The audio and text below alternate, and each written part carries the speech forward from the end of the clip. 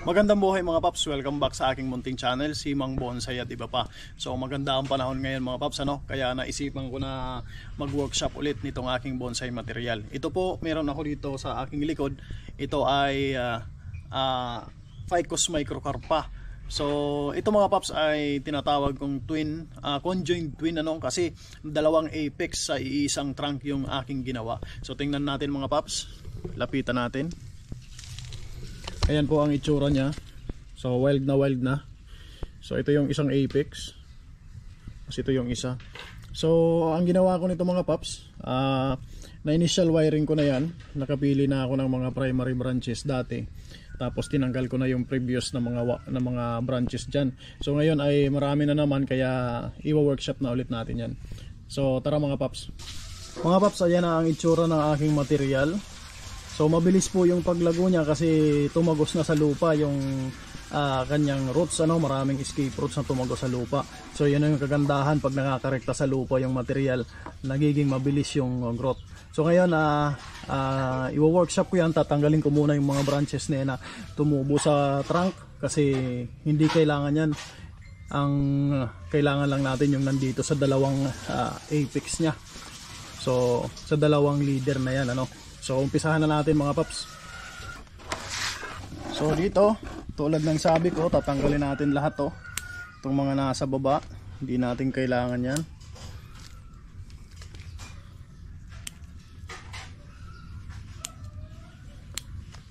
Mga sucker, tama ba yung tawag ko? Sucker ba yan? Tatanggalin na rin natin ang weeds para walang kaagaw sa fertilizer mga paps. Walang kaagaw sa nutrients.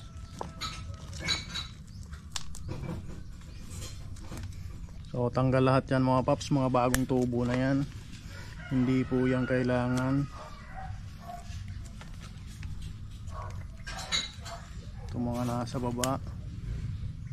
So meron akong nakitang post mga paps na nagwo-workshop sa Facebook yata yon, nagwo-workshop ng kanyang material, tapos merong nag-comment na parang tinutorture daw yung halaman kasi papatubuin tapos puputulin, papatubuin, puputulin, paulit-ulit, torture daw sa halaman.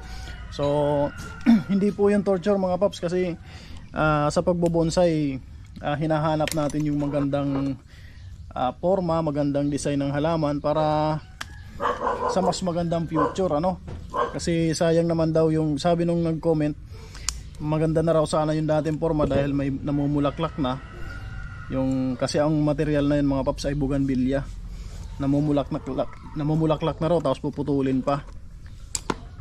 So sa pagbubonsai mga paps, natural lang yung laging pinuputol yung mga branches dahil sa una hindi naman talaga bulaklak muna yung ina-achieve natin sa bonsai.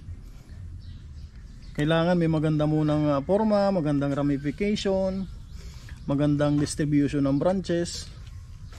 Kaya hindi po torture yung pinuputol, papatubuin, pinuputol, ganyan po talaga sa pagbobonsai.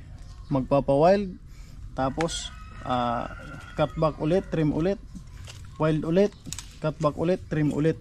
Hindi po yan torture sa halaman. Yun po yung sabi nung nag-comment mga paps.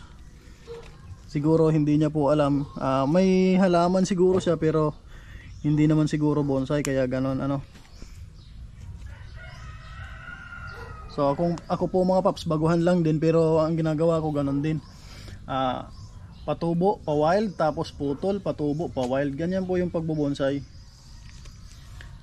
Patubo, pa-wild, putol, patubo, pa-wild. Paulit-ulit po mga paps hanggang sa ma-achieve natin yung forma at ramification na gusto natin. Tulad nito mga paps, ang daming tumubo na branches.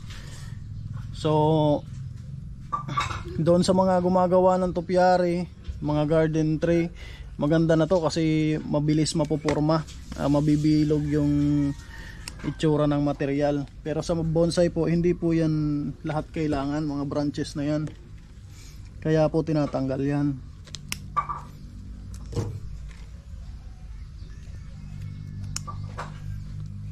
So pag ito pinabayaan ko ulit mga paps ng ilang buwan, marami na naman yan, maglalabasa na naman yung mga branches na yan.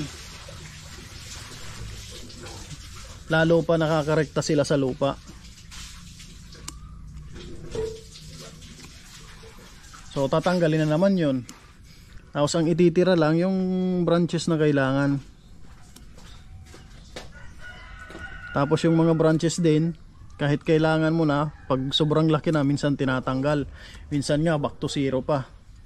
Ganon talaga mga paps. Hindi po yan torture. Hindi naman po namamatay yung halaman eh. Minsan nga napaparami pa sa pagka-cutback.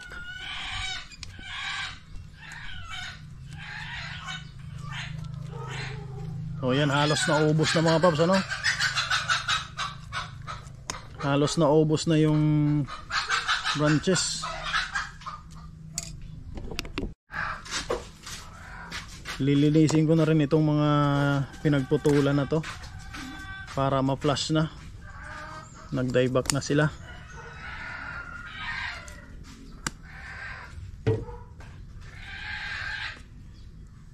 Wag po tayong matakot mga paps, at wag po tayong manghinayang mag-cutback. Kasi kung yun po yung ikakaganda ng halaman, necessary po yun sa bonsai, ano? Kailangan talaga. Tsaka pagka nag-cutback naman tayo mga paps, marami naman ang ibabalik niyan na branches.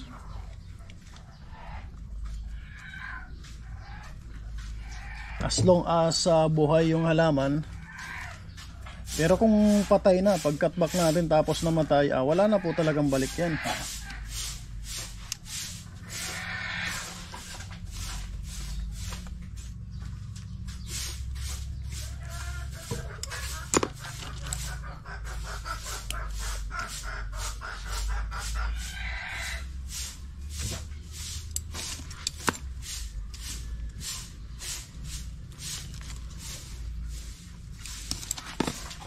O ayan mga paps, kitang kita na yung separation ng trunk.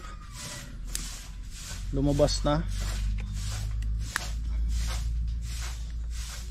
Dahil naubos na natin. Ayat, hintik pang puputol yun. Aerial roots. So ayan mga paps, kung makikita nyo po dyan, kaya ko po ito tinawag na conjoined twins. Dahil meron siyang dalawang leader. So gumawa ako ng dalawang apex at dalawang parang twin trunk, ano, kaso malayo doon sa pinaka trunk niya yung dalawang leader, kaya ako po siya tinawag na conjoined twins.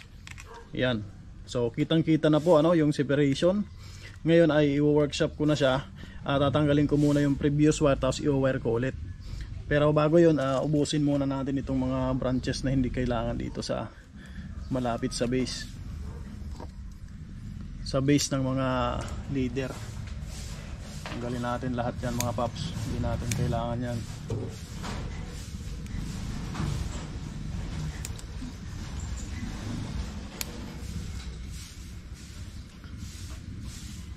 Yan.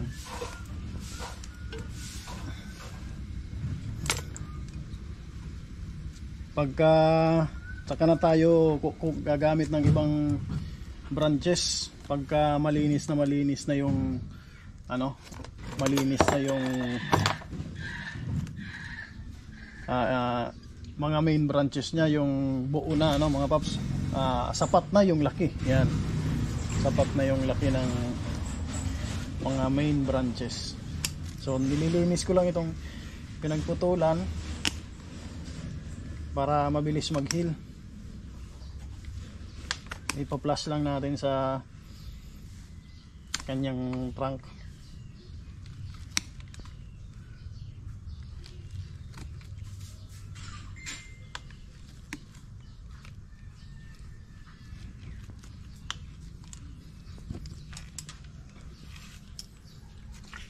So itong mga nasa ilalim, di natin to kailangan. Tapos itong mga nasa base ng ano na to, yan.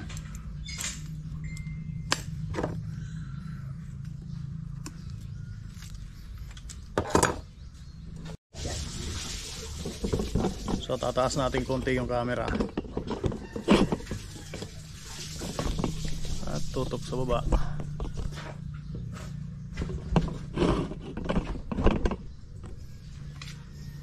So yan na mga paps, ano?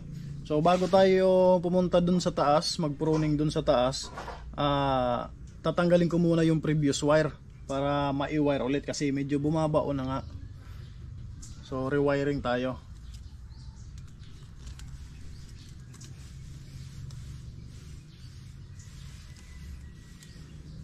So palit tayo ng wire kasi medyo malalaki na yung branches na iniwan ko noon. So hindi na kaya na nitong maliliit na wire. Pati yung wire ay nadadala na. Kaya ng dalhin ng branches.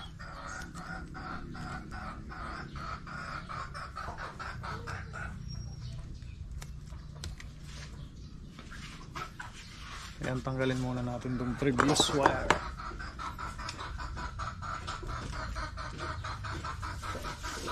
So i-recycle ko lang ito mga paps, itong aluminum wire na to, sayang naman.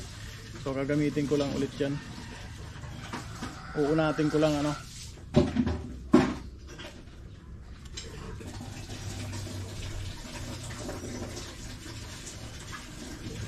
So maganda talaga pag nakakatago sa lupa, nakaligiging direct sa lupa yung material. At pag doon natin trinain, nagiging mabilis yung growth. So mga paps, ayan na po itsura niya. Natanggalan ko na ng wire at kailangan na ulit mag branch selection. So branch selection na naman, ano? Branch selection after ng branch selection. So tanggalin ko muna itong mga dahon na itong iba para pagdaan mamaya ng wire ay malinis. So kanina nag branch selection na tayo. Tanggal yung mga dating yung mga branches sa baba. Ngayon branch selection ulit dito sa taas. Bali minor na lang ito mga paps dahil halos natanggal na rin naman natin lahat. So tinatanggal ko lang yung dahon na nandun sa dadaanan ng wire. So dito, ito mga paps, iniwanan ko itong dalawa na yan na maliit kasi gagamitin natin yan. So dito hayaan ko lang muna yan para lumaki. Dito sa kabila, ito tatanggalin ko tong mga maliliit dito. Pag ganyan mga paps na tinatanggal natin yung mga maliliit na branch na hindi kailangan, yung nutrients, yung energy na papunta doon, napupunta po doon sa iniwanan natin. So ganun po yung magiging ano niyan, parang effect. So hindi po ako mag-didepolute pala totally mga paps, tinatanggal ko lang yung dadaanan ng wire. Yun lang dahon na dadaanan ng wire.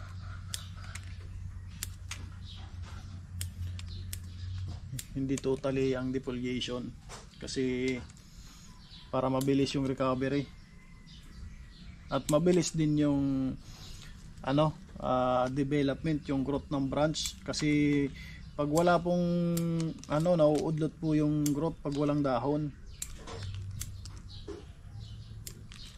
So instead na yung energy po kasi ay doon po yan nadidevelop sa dahon mga paps, through photosynthesis. Yung dahon po yung kumukuha ng energy galing sa sunlight, tapos ginagawa po nilang pagkain. So pag wala pong dahon, of course wala pong silang magagawang pagkain, kaya babagal yung kanilang growth.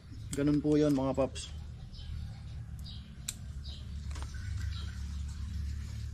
So ang kagandahan lang po pag dinidepolute totally, unang-una nakikita po yung branches, yung pinaka-itsura ng ating material nakikita natin.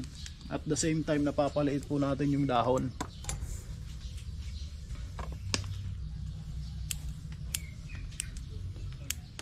Pero pag dinipolute po natin lahat, babagal po yung kanyang paglago.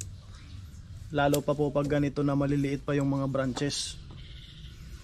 So yan muna mga paps, So wiring na po tayo. So ayan mga paps, uunahin kong i-wire ito.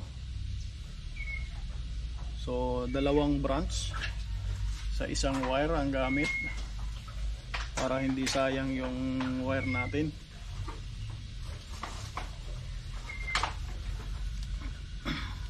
So kung mapapansin nyo mga paps, medyo nilaki-lakihan ko yung wire kasi maliit na yung kanina eh. Hindi na kayang i-bend maigi. Bitin. Iangat natin konti. Sorry. Bitin. Straight na talaga.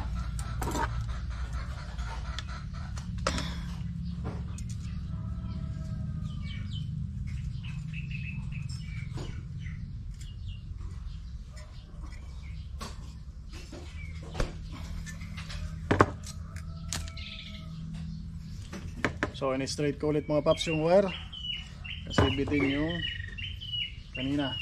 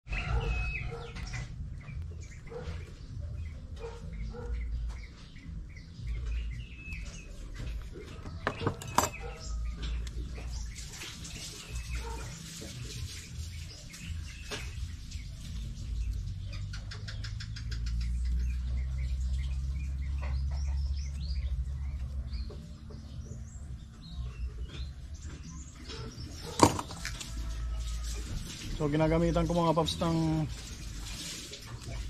pliers o cutter dito sa dulo para mabend ng todo yung pinakadulo niya.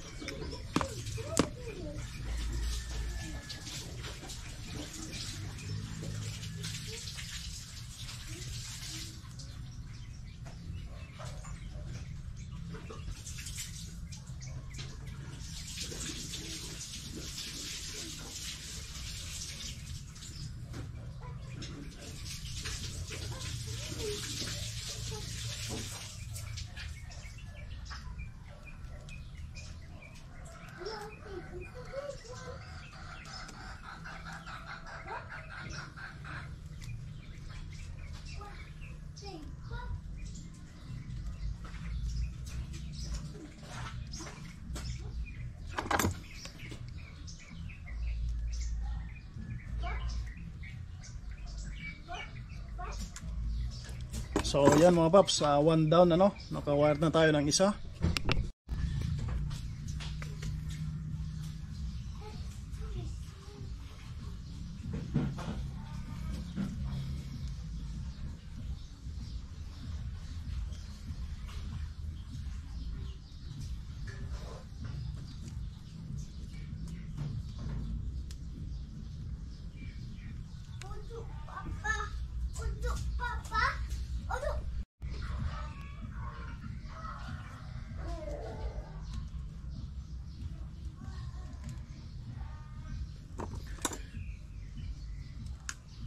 So hindi ko na rin siguro kailangang ano mga paps ano, i-emphasize yung kung paano mag-wire kasi marami naman akong nilabas na video na sinasabi ko kung paano mag-wire. Tapos marami namang nag-ano diyan mga paps na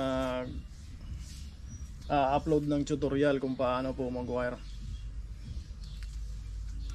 So tingnan nyo na lang mga paps.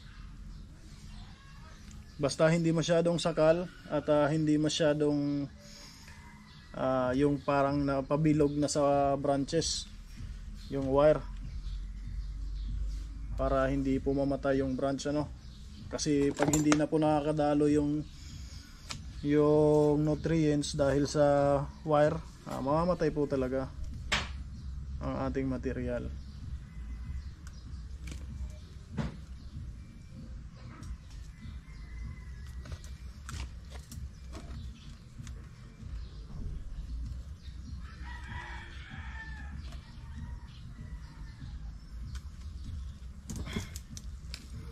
So napakaganda po ng material na to mga paps.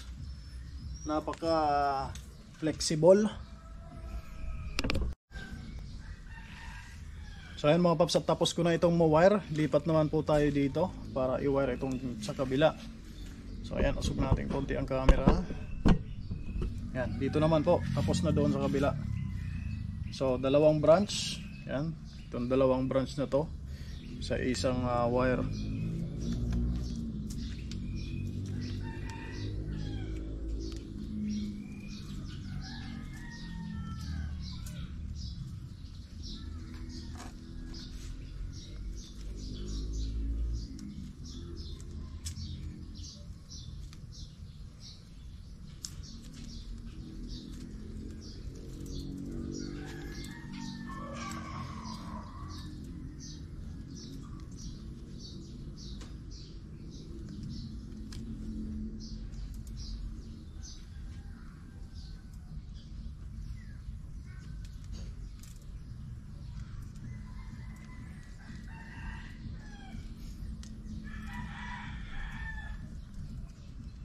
So ang gamit ko pala mga paps na wire ay 2mm, tapos may 1mm. Depende po sa thickness ng branch na iwa-wire. So siyempre kapag malaki na yung branch, malaki din yung wire. So ang wire mga paps na ginagamit ko, kung gaano po kalaki yung branch, halos po parehas doon kalaki yung wire.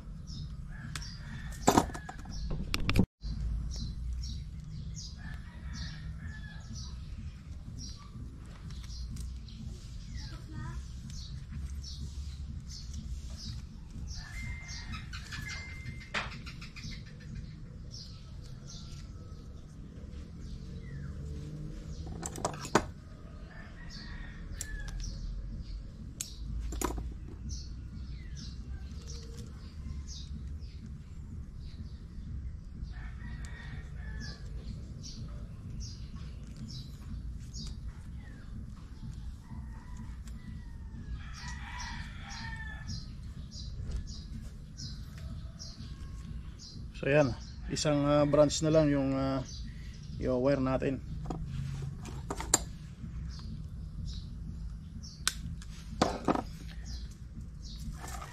Lapit na matapos. Pupunta na tayo sa bending.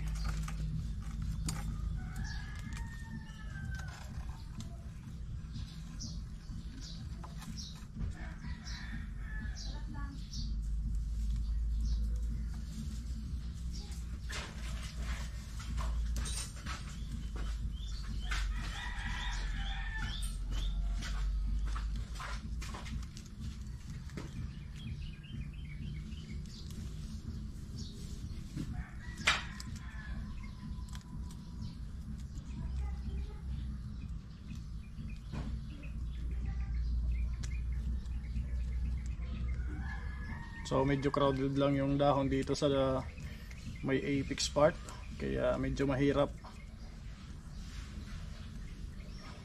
Hindi kasi ako nag-defoliate mga paps, pero okay lang yan, kailangan naman yan eh.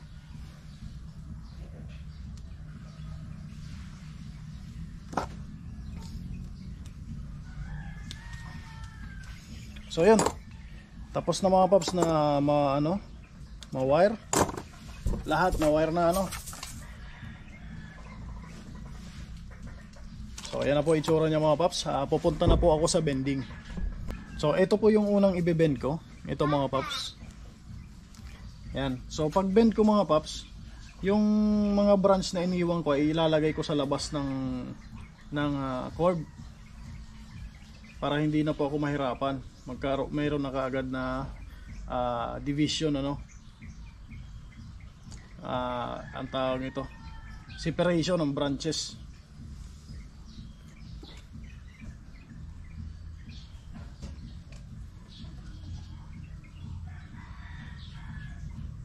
Tanggalin natin itong isa, nasa loob siya ng cord, pangit ito.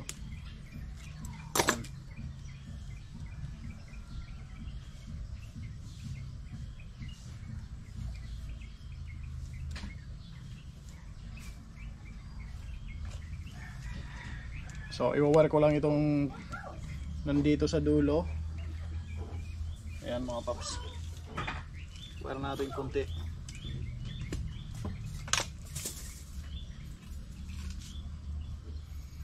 itong dulo para magkaroon na ng separation,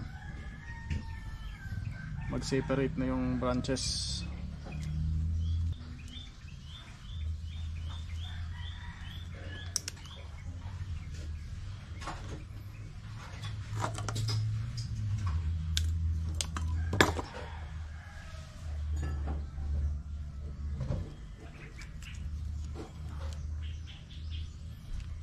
Para hindi masyadong crowded mga paps, at matrain na padahan-dahan.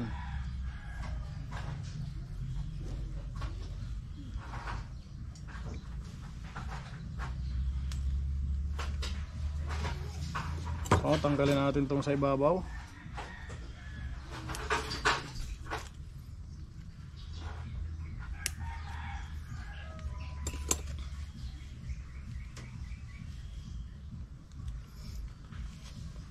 So ayan mga paps, ito iiwanan ko lang dahil nilagay ko siya dyan sa labas ng curb. Magagamit ko po yan later on.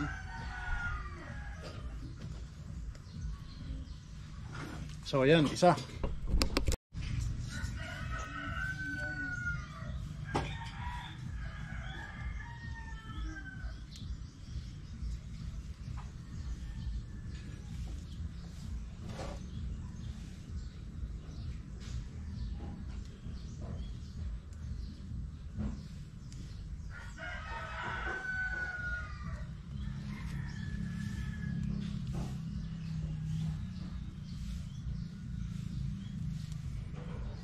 So ayan na mga paps, yung unang apex nya.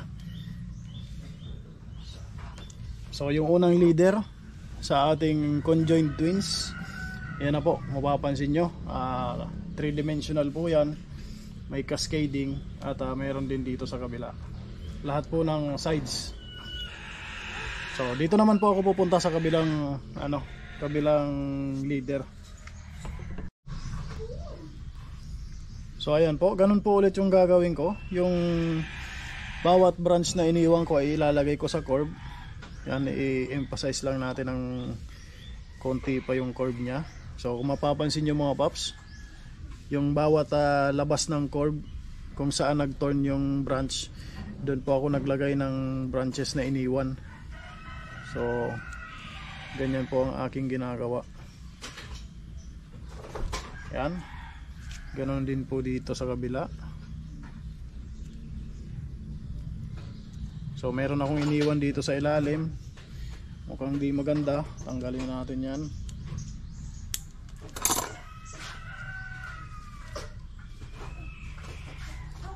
So ayan, ganyan lang muna mga paps.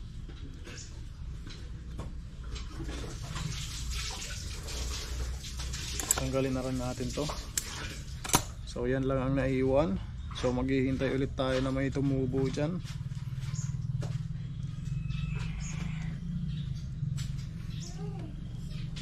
So yan lang muna mga paps, doon sa dalawang cascading na part. So ganyan. Sa ngayon, ito naman dito, itong iniwan ko na to, hihintayin ko pa to na lumaki para dito siya so natin to ng konti, bend natin ng konti. Yan. So yun, tapos na mga paps. So yan na po itsura ng aking conjoined twins na Ficus microcarpa. So mga paps, ayan po at natapos ko na. Yan na po ang itsura nya. Di pa po ako pumipili ng front. Sa tingin ko ito po yung maganda kasi pag dito yung front nya, meron pong itong aerial roots. So ito po yung napili ko. So conjoined twins, may dalawang leader na apex. Tapos parang twin trunk pagdating simula dito mga paps sa separation na yan. So yan lamang po muna mga paps. Sana po meron po kayong nakuhang idea. Sana po ay meron din kayong natutunan kahit papaano. At sana nag-enjoy po kayo. Ako po ay baguhan pa rin, kaya kung meron po kayong comment o suggestion, iwanan nyo lang po sa comment section para makita ko mga paps at may apply ko sa aking material. Yun lamang po. Iimbitahan ko po ulit kayo na mag-subscribe kung hindi pa po kayo nakakapag-subscribe. At doon po sa laging sumusuporta, maraming salamat. Sana hindi po kayo magsawa. Yun lamang po, magandang buhay at happy bonsai.